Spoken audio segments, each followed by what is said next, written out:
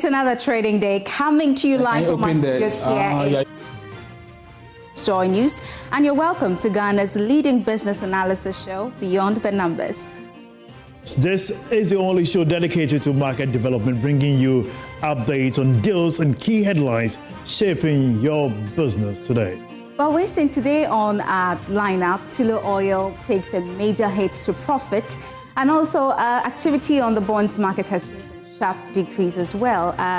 Dangote Oil Refinery is also expanding its footprints across into the global fuel exports. We're also going to take a look at the development in Ghana's health diplomacy, as well as we're also looking at the IMF's warning about food insecurity that will hit some parts of Africa as well. What's our big story for Big Analysis? On the Big Analysis, we're going to be reviewing Ghana's energy generation capacity.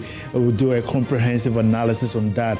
There's been conversation from the spokesperson to the government, Felix Kwesi, who has been speaking on his Twitter handle, as well as the Minister of Energy. There's been discrepancies about the numbers, but we'll delve deeper. And there's been also information that indeed there's been improvement in terms of some power facilities coming back online, telling you that the power situation might improve before the end of this week. By the way, did you get to have a good night's sleep with lights on? Fortunately, my light didn't go off yesterday, but for my friends from other places, they experienced the doom, so some had to do all-night services.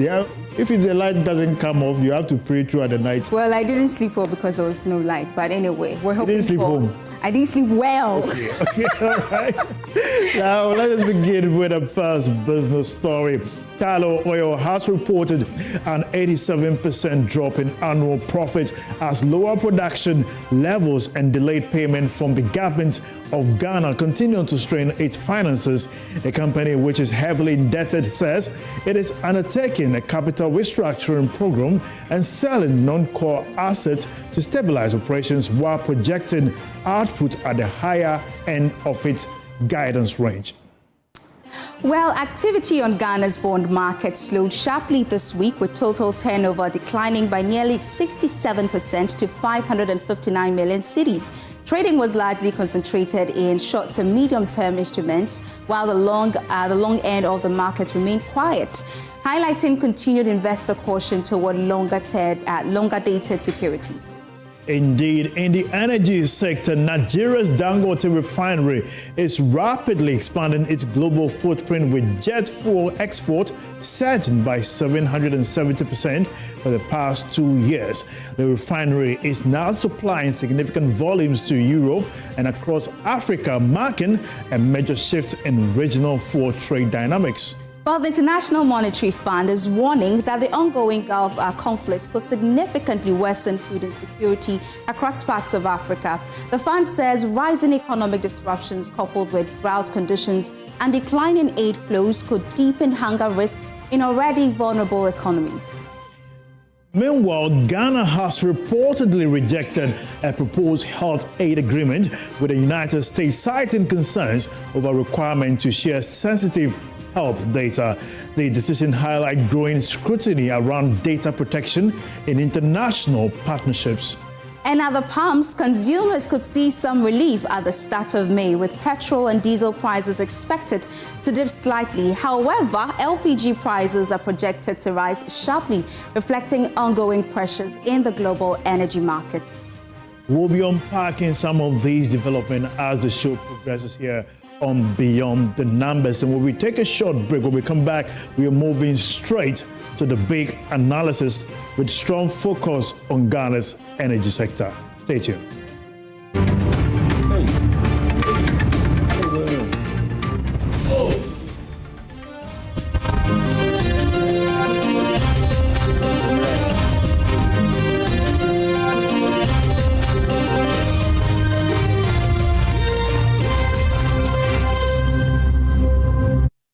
Energy. We were just shocked because it had not happened before. For anybody with the courage to come in with excavators with the aim of coming to mine, it was unheard of.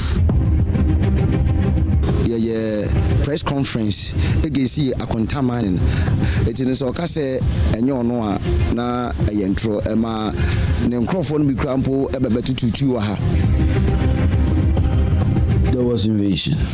The whole world knew it. The reports were there. The investigation revealed it. The CID had all the report. Guess what happened? It was shelved. It was shelved because there was no political will. We shouldn't rely on the kind of money that we will get a day, and tomorrow we cannot guarantee that same money.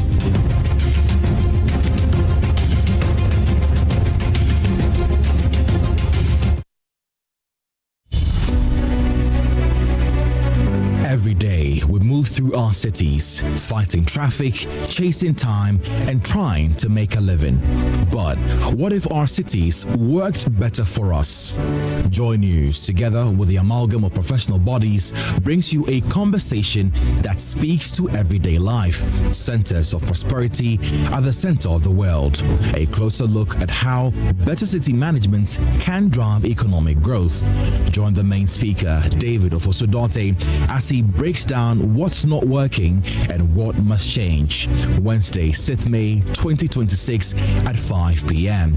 Live on Joy News and all our social media platforms. Better cities don't happen by chance. They are planned.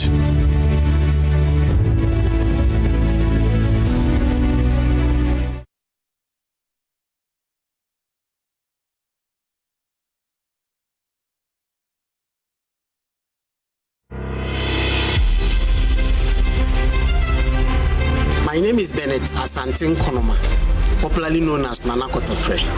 That is how the children call me.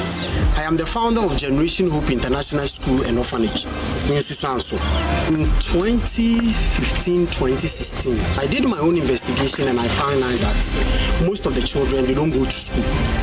And I realized that some of them are orphans, some of them, their parents are teenagers, and then some of them, their parents are mentally challenged. So in 2017, September, I started a school. Somebody gave me his uncompleted building, 8-bedroom uncompleted building. And then I decided to start a school. So I started with 11 children in 2017. And before COVID, I had 36 children. The school is free. No school fees, free exercise book, free pen, everything in the school is free. And then we give the children breakfast and lunch. After COVID, the landlord collected his house. So we became disadvantaged. But by God's grace, by that time we were having our own land. So from 2021, 2022, 2023, we decided to put up our own structure on our land. And that is what is behind me. Currently, I have 137 children in the school. Aside the 137 that are in the school, 70 of the children are in the home. That stays with me morning, afternoon, evening. And those that stays in the house or in the home, I provide them every single thing, from food to shelter to clothes, everything. I am responsible for their upkeeps. And since my work is charity, I don't work. I don't have any serious financial background. My support has been coming from family members, few friends, social media, few people that have been seeing what I do. So I believe that with Joy Impact Makers Award, more people will hear about me, and it's really going to make positive impact on Generation Hope International School and Orphanage.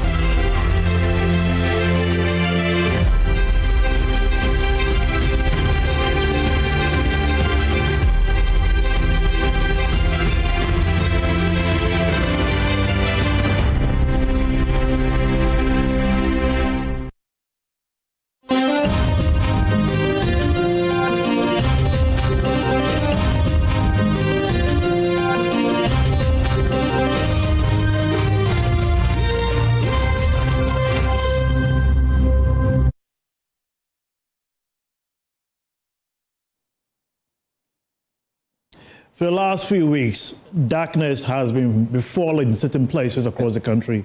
I'm sure even just last night, some of you had a case of darkness from ECG. And certainly the timetable has been going on with ECG stating that there's still about 2,500 transformers to be installed in certain key strategic areas across the country. Joy News Research has been releasing data assessing the situation as in power generation across the country. We've been bringing report upon report. Many government representatives have come to debunk certain aspects of our research. But what we also want to understand from government's perspective is there a real deficit in the numbers in terms of generation? And that is why we are here this afternoon to bring you comprehensive assessment forensically on these numbers. To take you through the numbers, what is the state? What does the minister say? What did the minister say? How much is GRIDCO's annual target for 2026 in terms of generation? And have we been able to meet a big demand? How far have we come? How much do we owe, especially when it comes to the IPPs and the financials in terms of projection going forward? And what are the situation at hand as at today? And that is where we're going to go straight to the conversation with me here, my amazing brother, amazing analyst, Akufo-Addo, where we go straight to the numbers. How's it going, by the way? Well, we've had a lot of feedback since Monday when we started releasing bits and bits of the report and the data that we have. So it's been a lot of feedback. We've been working with the feedback that we've gotten so far. But we can tell you on authority that definitely there was a problem before the substation fire, and we know that what we've been releasing since Monday is just a summary of what we have. So what we decided to do today is to give you the full details. I'm sure a lot of people have questions. People are asking why we are comparing this and that. We are here to answer all of those questions, and this dashboard you see on the smart wall, made available and assisted by Agyeman-Rawlings, has all the details that you need as far as this power generation and also the doomsday we are facing currently is concerned. So people really ask why, especially when the light goes off, because some of them have the understanding that this shouldn't be the case, but there are many have also attributed to structural challenges by ASAP. Which basically said that there are serious structural challenges within ECGs or the power generation frontier. But we have this data, first of all, from January to now. What were the situation before this particular fire outbreak happened somewhere around 23rd of April? Well, so for you to understand what's really happening, we need to isolate two scenarios. Yes. What was the scenario before the fire incidents or before ECG or the Energy Ministry decided to install about 2,500 transformers across the length and breadth of the country? That's what we have done, right? So what we did was to assess from January 1st to April 22nd on the eve of the fire outbreak to see what was our situation in terms of power generation, power demand, deficit, structural issues, debts, and what have you, right? Fuel supply. So many angles that we've looked at. We've spoken to a lot of people in the space, stakeholders, people who are giving us intelligence, trying to help us understand the situation better, trying to help us tell the stories behind the numbers. As of this morning, in terms of the data that we have analyzed, what you see is that when the Energy Minister was addressing the press, I think on Monday, right? Was it on Tuesday? Or was on Monday, right? Yes. He made mention that if you look at our current peak demand as a country, it's currently around 4,300. And indeed, the spokesperson of the Energy Ministry also admitted that it's between 4,300 and 4,400. So what we basically decided to do is that we asked a very simple question. We're testing a very simple hypothesis. This whole year, because we understand, we are being told that the crisis we are seeing started after the Akufo-Addo incident and after the Energy Ministry decided to install transformers. So the simple hypothesis we are trying to test is, was the situation better before the fire incident? And what is the data telling us? In terms of meeting the country's peak demand, we asked a very simple question.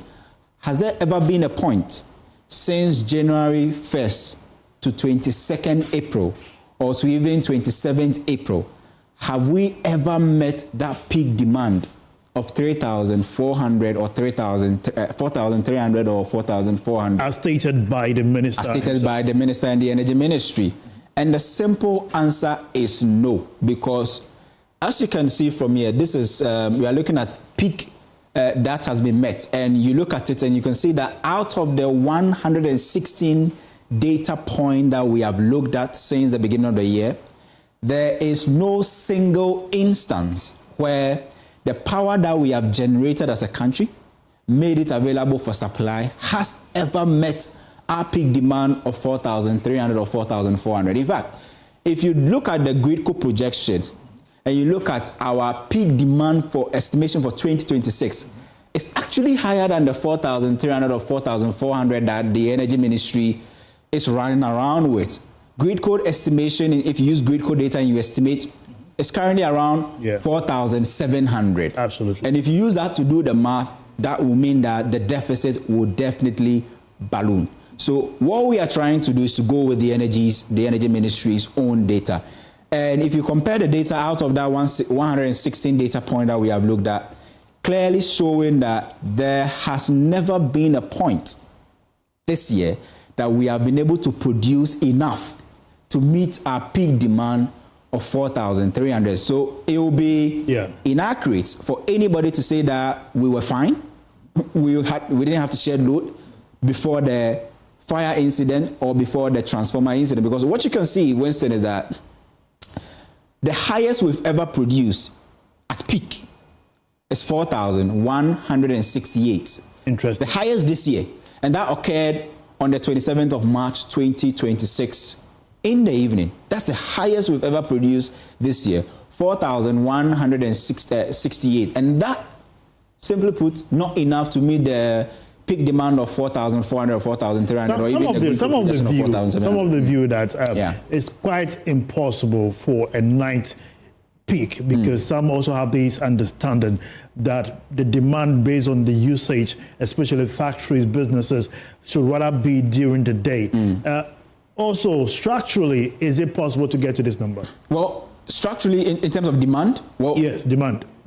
As long as we have this, it means that there's possibility that we can reach there, right? In terms of demand, and the GridCo data is even telling that it could be more. It could be about 4,700. And so, by that margin, how many of the shortfall did we experience, especially which has been the question that most authorities were demanding concerning our data? So averagely, what we have analyzed shows that even before the incident, we had a shortfall close to about 500 megawatts of power at peak hours to shed, right? Because at peak hours, the highest we had produced was about 4,116. And if you go down, what you see is that the average peak generation as a country since the beginning of the year is about 3,856.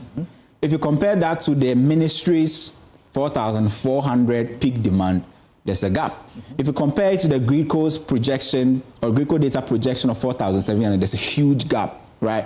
So what you see is that at every point in time of the data that we have analyzed, there has never been a point beginning of the year that we have been able to meet our peak demand. So clearly, it shows that we were shedding some load even before the transformer installation, even before the fire incident. And that has been the situation since the beginning of the year, because people are still to the fact that the power outages they are experiencing did not start in April.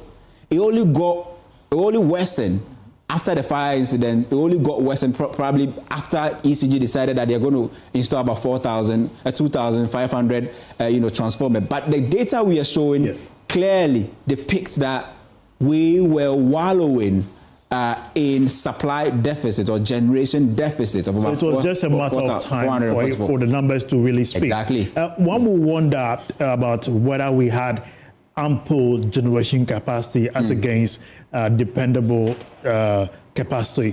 In that instance, where were we before we got to this point? Well, the data we have, in fact, if you look at this dashboard, which I know AB will put on the screen very soon, it's telling you that our dependable as a country, if you combine all our plants from hydro to thermal to solar to renewables, our dependable capacity, according to the Energy Commission's 2025 projection, is around 4,856 megawatts.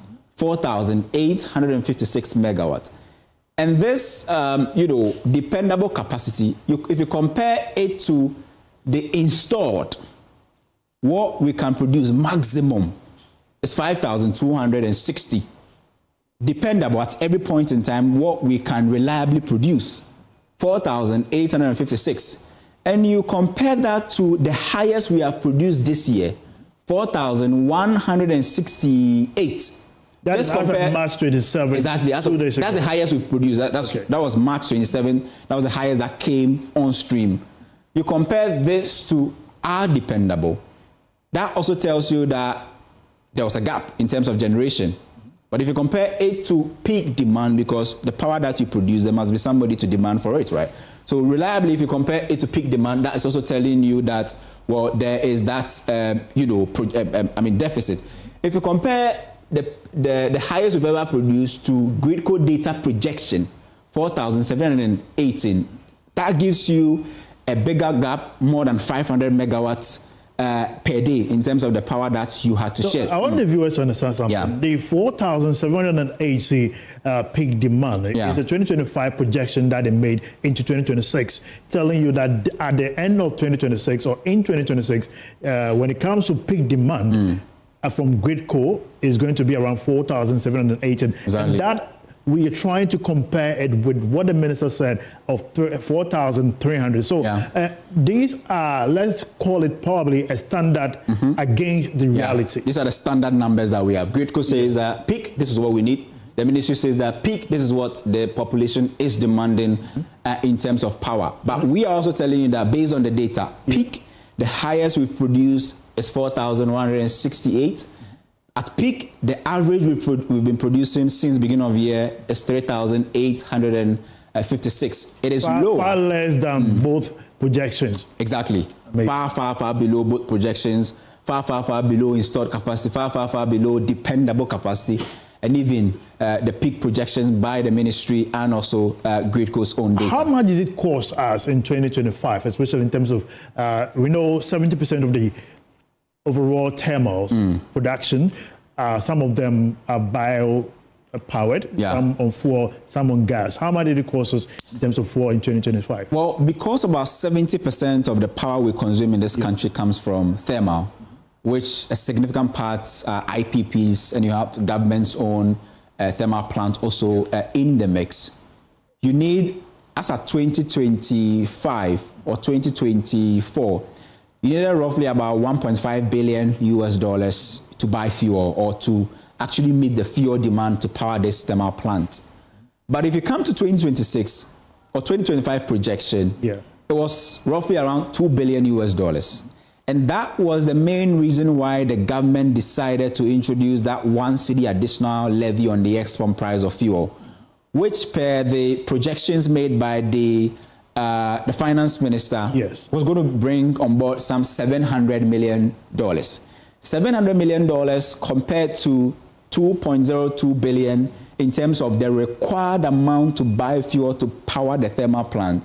You can see there's a shortfall of about $300 million that we have to go and find.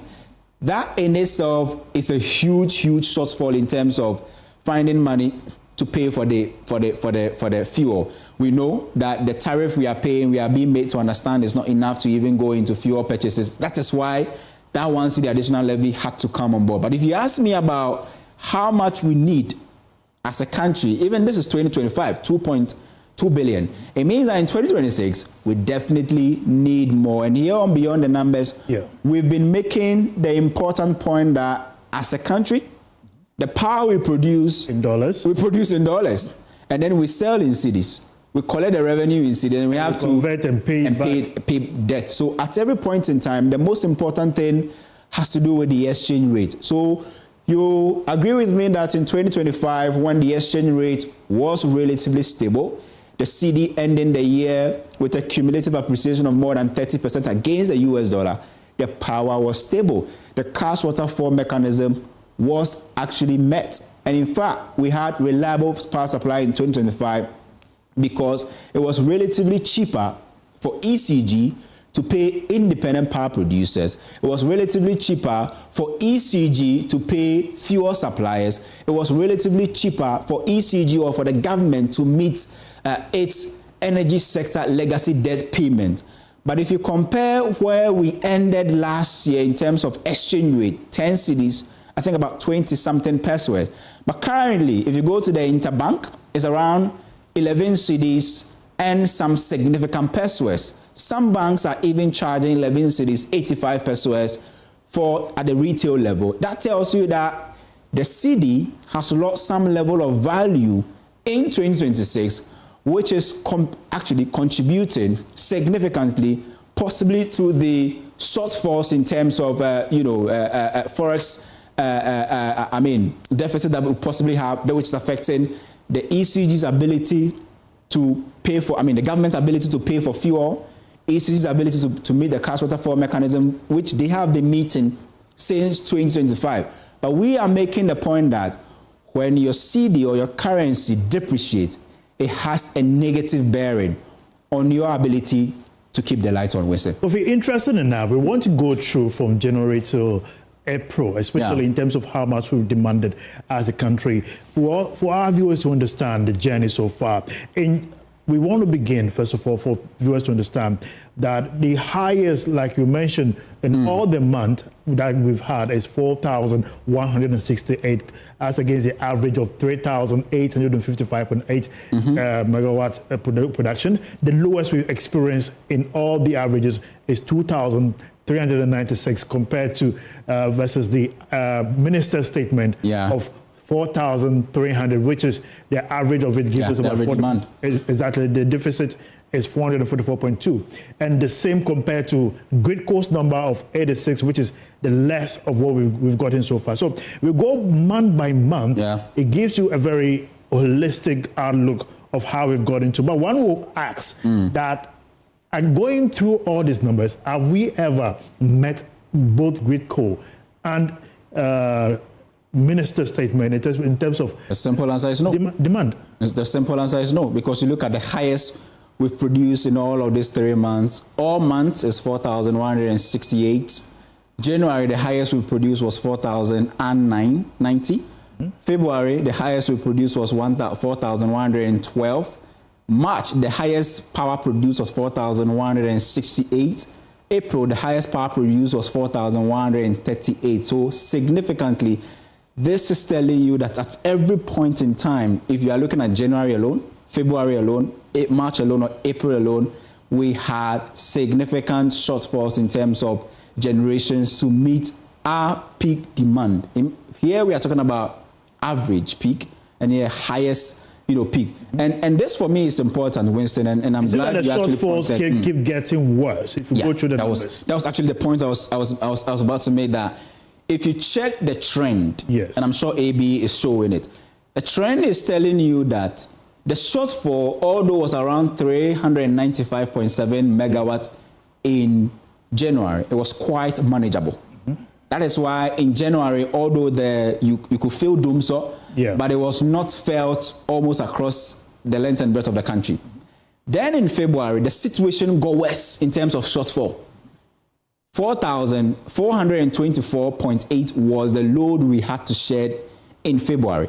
This had been a significant jump from where we ended January. Yes. Now come to March. What do you see? That the situation gets worse again in March. We've moved from a shortfall of 424.8 to a shortfall of 453.1 megawatts. That means that the situation actually got worse in March. So if you were feeling the pinch higher in March, this is telling you why the doomsday was biting hard in March. And this is why, April numbers. This is why you are feeling it now. More than January, February, March, because in April, even before the fire incident, we had a shortfall of 512.5 megawatts of power to shed.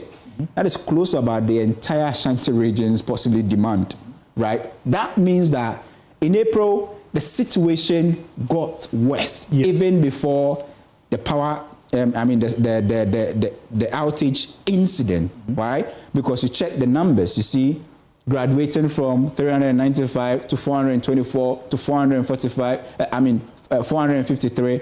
And then by April, the situation had gotten worse. 512.5, roughly about 513 megawatts of load to shed. And this was why you had more doomsaw of power outages in April relative to March, February, and January. And the situation was worse in March compared to February, or even in January, Winston. Interesting. Some will wonder where the journey has been, especially when we look at how the whole grid structure has been. Yeah. We always want to make sure that when the numbers are speaking, we bring viewers into appreciation of the numbers. We indeed made people understand that so far they've been able to deliver about 3,479 in terms of the grid provision just in April. This is just a look at the month of April, and we have not even, and we'll be ending the month very soon. So when we take the holistic outlook, we are always careful to make you understand that the numbers speak to a very interesting dynamic. So that is that's January. Let's look at all periods. So possibly let's look at try and see if AB could help us to do April. April figures. Right. Let's see if we can get. That's what you get with technology sometimes. But if you look at all months, right, you can actually see the situation that Akosombo was not producing at full capacity. It's given 26% share of overall. So if we'll come to the part where we look at the various IPPs, including how much we have, and you realize that Akosombo's on-off the grid has the tendency to only affect the night supply demand, because if you look at the average demand, it is the night demand that really becomes highest. And so when Akosombo is out, most of the other power generation thermals may not have the capacity to fill in the gap compared to the other ones. Because look, if you look at holistically, we'll come to the numbers which I want us to look at, especially how much of the capacities they produce, so that we can appreciate the numbers in a very clear tone. So this is 12 plants by average peak dispatch. Amazing. This is at peak, right? All the 12 plants. And you can clearly see that Akosombo at peak. The thick yellow is the average peak. That's the maximum peak. Exactly. Recorded. The light yellow is the maximum recorded. And we know Akosombo has an installed capacity of 1,020. This data is telling you that the highest Akosombo has ever produced, if we use this, let's use this, right? The highest Akosombo has ever produced this month or this year is 931 megawatts. That's Akosombo's highest ever recorded this year, 931, which is far from its installed capacity of 1,020. We understand possibly we are in the first and second quarter of the year and a lot is happening. If you look at the minimum is 133. That's the minimum Akosombo has produced. I mean, I'm sure this is off peak or probably after the incident, but this is even before the incident. But you also have a look at the average peak. Akosombo's average peak is 819 point, or roughly about 820 without faults. So Akosombo's average peak is even higher than all of the other in fact, this is actually the campaign of the power plants, right? Absolutely. And I'm making a point that Akosombo, without this substation fault, without it having to go through repairs, without any damages, at maximum this year was recording on average peak numbers of 820. And we all know when something breaks down and you repair it, it's always difficult to produce or for it to be where it used to be when it didn't have issues. So even without faults, even without the fire, Akosombo's average peak for the year was 820. Highest ever recorded was 931. It simply means that even after the repair work, we expect Akosombo's average peak to be below 800. Because yesterday, I was looking at the numbers for yesterday and we have the full data. Yesterday, even after the fourth unit came on stream, Akosombo's average production for the entire day was around 315 megawatts. 4 units, 315 megawatts. So how much will 8 units give you? Do the thing they taught us in basic school, cross multiplication, right? Do that, and you see where Akosombo will be even after the full installation. At max, at peak yesterday, Akosombo was producing 420. So if you want to know how much Akosombo will produce at max after all the 6 units have been installed, also do the cross multiplication. If 4 units is giving you currently max 420, 6 units will give you what? You do the math, you see it. That is telling you that even after the repair work, we expect, according to that, this sufficient and enough data that we have, that there will still be a shortfall of about 500 or 400 megawatts minimum to be shared. So if you see that you're still experiencing light out, even after we are done installing transformers, even after we are done,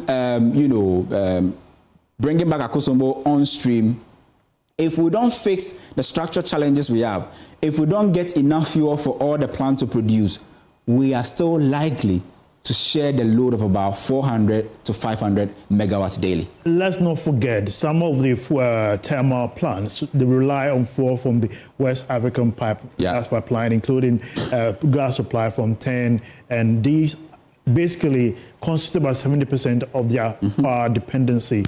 And let's not also forget the cost of fuel.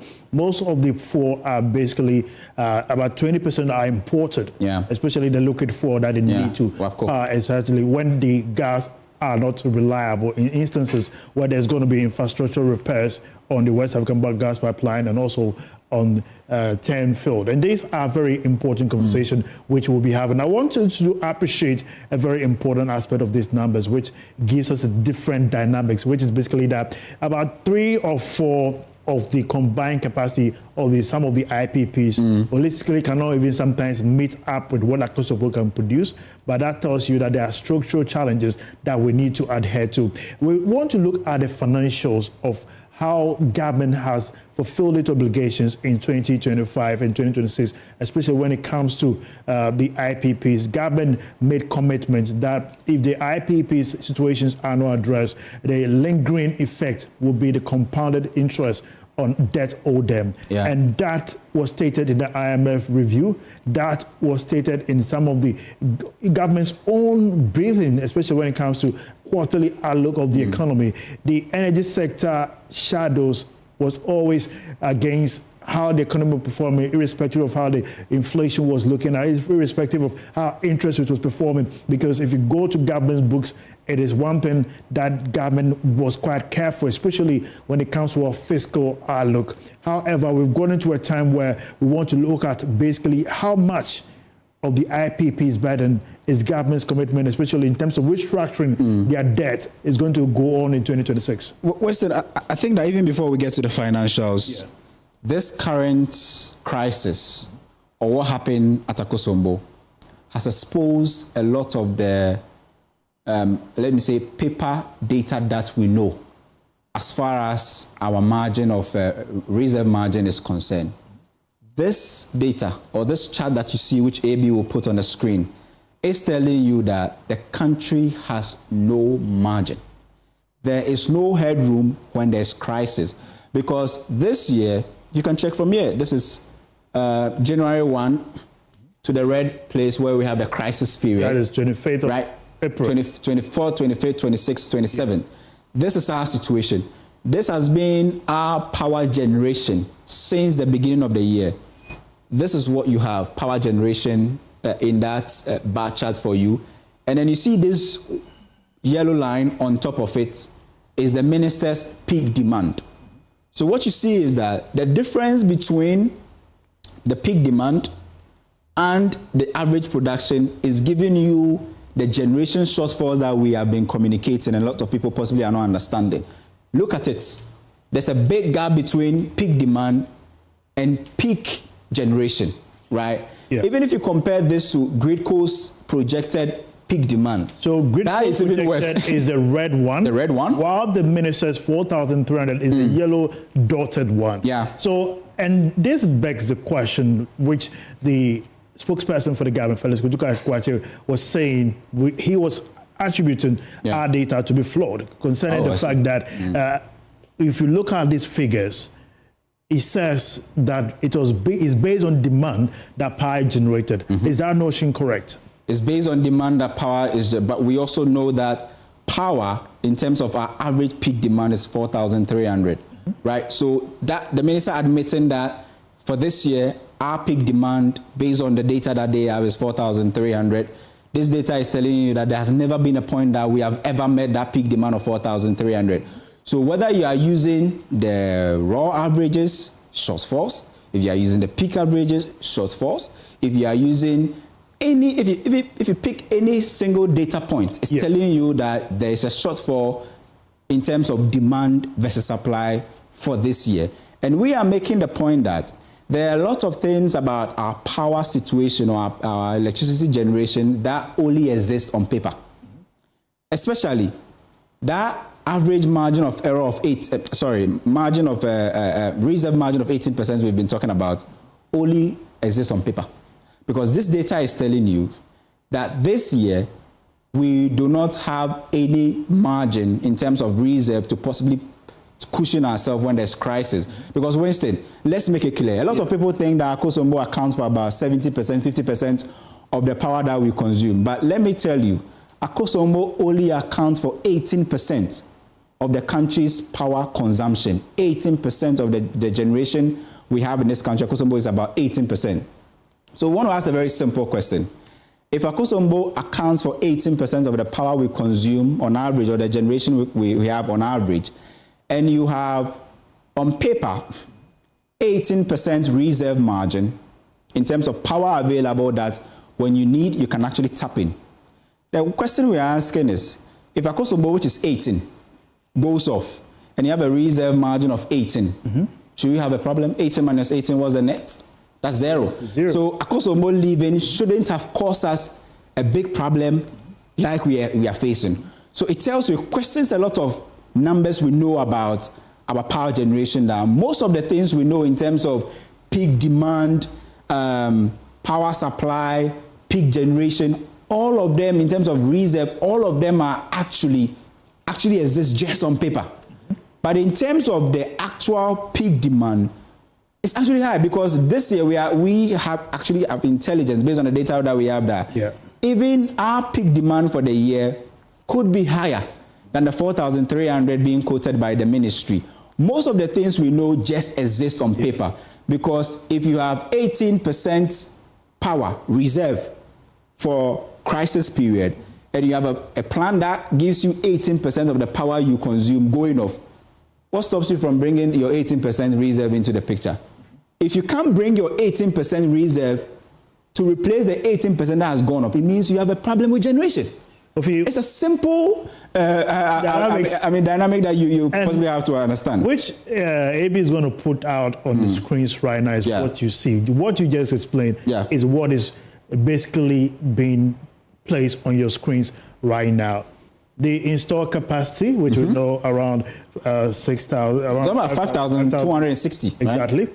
And basically the installed, this is basically the including this, and dependable capacity, which is basically around 4,800. We know the grid core margin, which we earlier said, is around 4,700, and the minister's statement 4,300. All of it gives a very pictorial. And this is the highest ever delivered. The green one. So this is your highest ever delivered. This is your highest demand, highest ever delivered, telling you that there's a problem, right? So this is the data. We are not just saying anything out of our heads to say that this is the situation, but this is the data that is available, and anybody can actually get it and analyze. You don't need to be a statistician. You don't need to be a soothsayer to know what is going on in the energy space. There is currently no headroom. And when we are in crisis, this is telling you that anytime we have any of our power plants going off, whether Son and Asogli, whether car power, whether Pong Thermal or Pong Hydro, whether Akosombo, all of these things are even sending you into a deficit, because your 18% reserve is telling you that if you have a challenge with any of your plants, especially Akosombo, you'll be in a deficit. So this data is clearly telling you that what we have on paper in terms of margin, reserve margin, is possibly just on paper. We simply possibly do not have it, or we don't have the financial muscle to produce up to a point where we can even have reserve, or to produce when we even have crisis. That is the structural situation we have, and that's the structural challenge we have with our energy sector. So if you are questioning the data, this is government's own data. We didn't manufacture the data. We only analyze it, refine it for you to possibly understand it better. And I know that these days it's quick to use the word flawed. Everybody is saying flawed, right? But you need to sit down and look at the data. And I'm sure they themselves, they know that there's a challenge. Because if you don't have a challenge, 18% leaves, 18% reserve should be able to come in to do what? To help you meet your demand. And we even check, even after Akosombo went down, yes, and we have some of our thermal plant to produce at maximum to close that gap, all of them, in fact, we could count about 70% of the thermal plant that were producing below capacity. The question is, why were they producing below capacity? And we spoke to some of them who say that, well, we have issues with gas. We don't have gas. We don't have enough gas to produce at 90%, 80%. Some of them were producing close to about 90%, fair enough. But some of the big ones, which I don't want to mention names, who spoke to us, were producing about 74% to 70%, had issues with gas supply. Some say that, well, we have plant that can only take maybe natural gas or fuel. So if we don't have one, we need to stay low. And some even made a point that, well, at the moment, what has become a key issue has to do with gas supply. We understand that there could be faults. But if you look at almost all the energy sector outlook being put out by the Energy Commission, they make a clear point that whenever we have planned maintenance, and the key word here is what? Planned maintenance. It has to be planned. When we have planned maintenance, faults, fuel issues, if you are supposed to stick with the reserve we have, we should be fine. But that has not been the case since the beginning of the year. It costs more to power the thermal plant by fuel than just the use of gas. So if we could go to financials, if AB could help us get to the financials, we'll get to the of this dashboard that we have, which has everything. We'll actually publish this on my Online.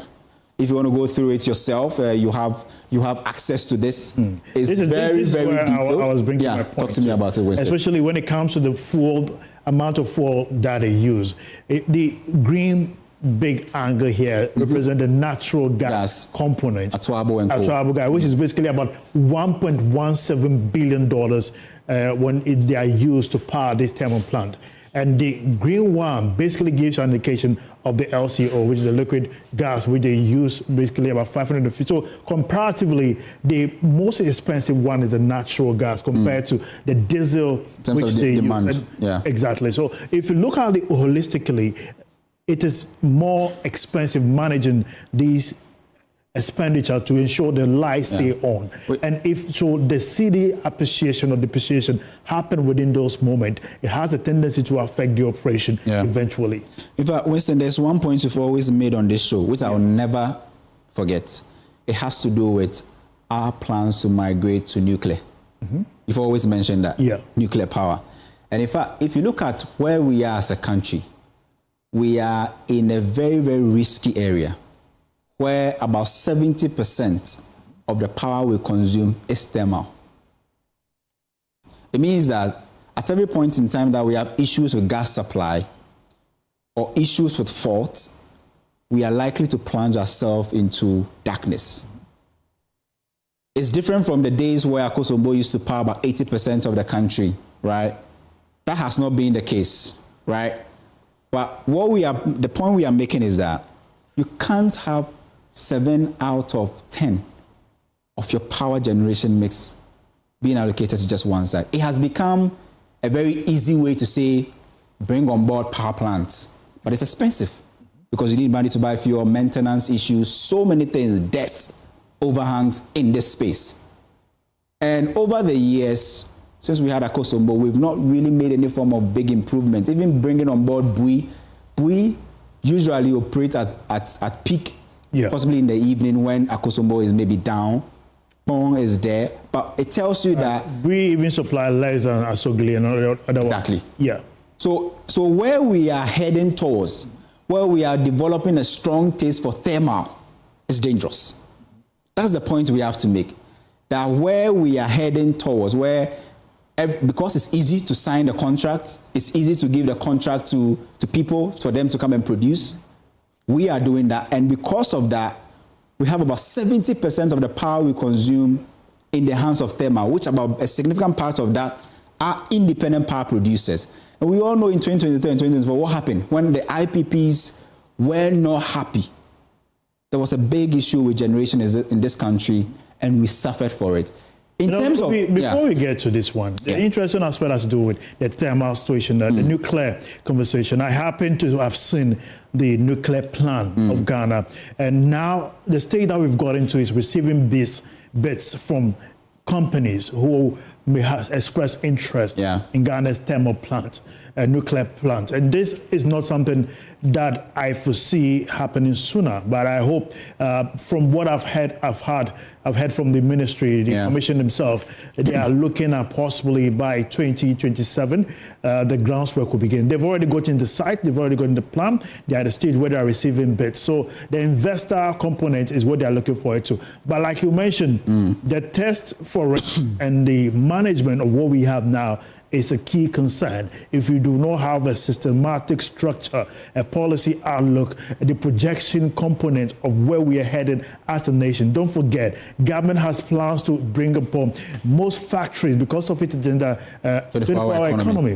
You are bringing factories, more businesses, all of them are going to rely on these power generation. And the government has a consideration to giving discounted fuel to some of these factories and ensure people benefit so that they can operate 24 hours. The more 24 hours mean the demands are going to go high.